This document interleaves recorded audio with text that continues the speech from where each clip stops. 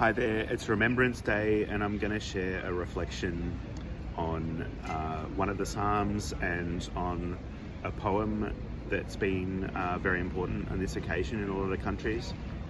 This poem is In Flanders Fields by John McCrae, who was a Canadian military surgeon.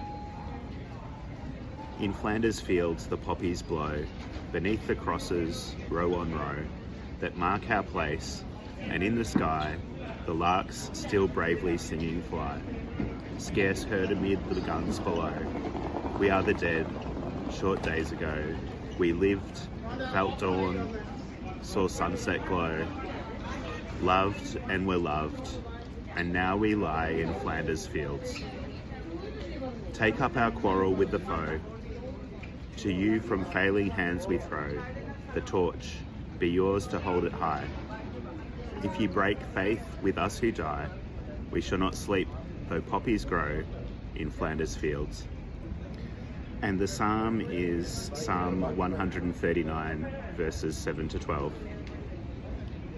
Where can I go from your spirit? Or where can I flee from your presence? If I ascend to heaven, you are there. If I make my bed in the grave, you are there. If I take the wings of the morning and settle at the farthest limits of the sea, even there your hand shall lead me, and your right hand shall hold me fast. And if I say, surely the darkness shall cover me, and night wraps itself around me, even the darkness is not dark to you. The night is as bright as the day, for darkness. Today we're remembering the end of the First World War and hoping for an end to war. We're remembering the people who have fought for their country, people who've died far from home.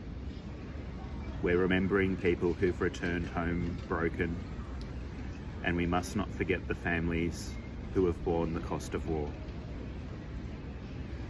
War is a good reason to question God, because if God is there, why doesn't God stop human violence? And if God is good, why does God allow such cruelty and suffering? God must not be there, or God must have turned God's back.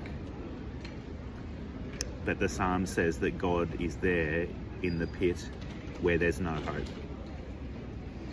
When we've been afraid, God has been there with us. When we've seen things that lead us to despair, God has been there with us, despairing.